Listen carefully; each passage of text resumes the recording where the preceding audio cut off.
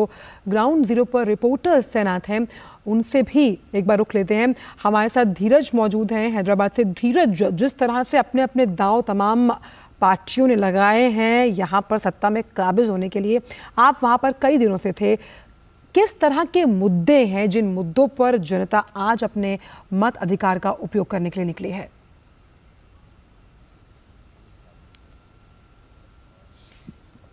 आंचल, हम मुद्दे की बात जरूर करेंगे, लेकिन बहुत देर से हमारे साथ 3 मतदाता बहुत देर से इंतजार में हमारे साथ खड़े हैं।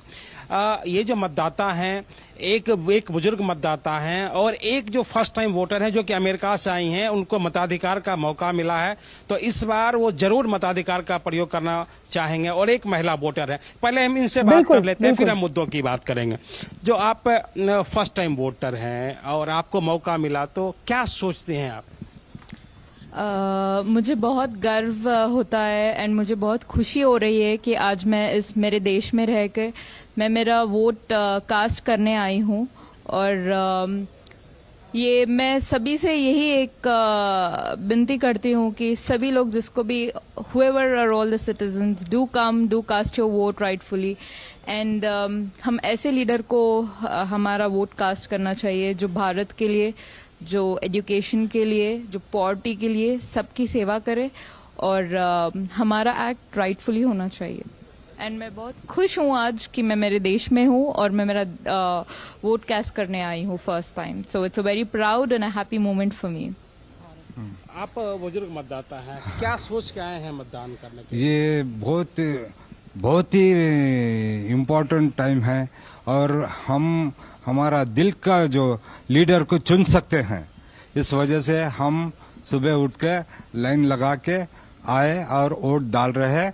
और वोट का वैल्यू हमको मालूम है और आप लोगों ने भी सब वोट डाली है। और ये गवर्नमेंट जो है ये छुट्टी दिया है सिर्फ वोट डालने के लिए, और अच्छे जजमेंट अच्छा करके अच्छे लीडर को चुनना चाहिए, ताकि ये नहीं वो नहीं, अच्छे लीडर को चुनना चाहिए। देखिए, अब मुद्दे की हम बात कर लेते हैं। अगर आपने मुद्दे की बात की, तो जो सबसे अहम बात मैं आपको बता दूं कि केसीआर यहाँ हैट्रिक के इंतजार में है। कांग्रेस पार्टी जो उनकी जो पुराने 15 साल का जो उनका पुराना जनाधार है, उस जनाधार को वो वापस करने की फिराक में है। ओवैसी को अपनी जमीन की तलाश है जी। तो बीजेपी एक तीसरे मोर्चे के रूप में इस लड़ाई को तिरकोनिया बनाने में जरूर सफल हुई है।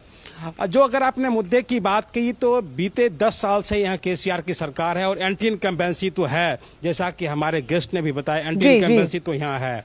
इसके अलावा बहुत सारे यहाँ इशूज हैं, जैसे कि यहाँ पे किसानों के मुद्दे हैं, यहाँ पे कई ऐसे प्रोजेक्ट हैं, जैसे कोलेश्वरम प्रोजेक्ट के बारे में जो लोगों ने बताया कि वो प्रोजेक्ट वो पूरे नहीं हो पाए और उसमें किसानों की ज़मीन चली गई। और वो ज़मीन जो थी, वो ज़मीन इसलिए ली गई ताकि किसानों के खेतों तक पानी पहुँच पाए, लेकिन किसानों की ज़मीन चली गई और पानी खेतों तक नहीं पहुंचा। इसके अलावा जो करप्शन का जो मुद्दा है वो सबसे अहम है।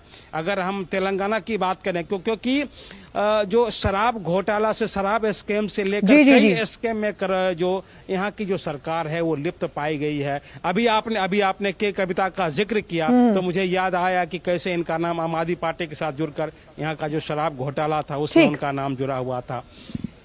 प्रधानमंत्री बीजेपी लगातार हमलावर रही है यहाँ पे तेलंगाना में। उसके हमलावर होने की जो पीछे की यही रही है नीति की, जो बिल्कुल। तो लोकतंत्र की ताकत का जो इस्तेमाल हम लोग देख रहे हैं वो अहम है, और किस तरह से आज जिन उम्मीदवारों की किस्मत का फैसला तय करेगी जनता, धीरज, उसमें ये तमाम मुद्दे भी उनके दिमाग में होंगे जिनका आप जिक्र कर रहे हैं।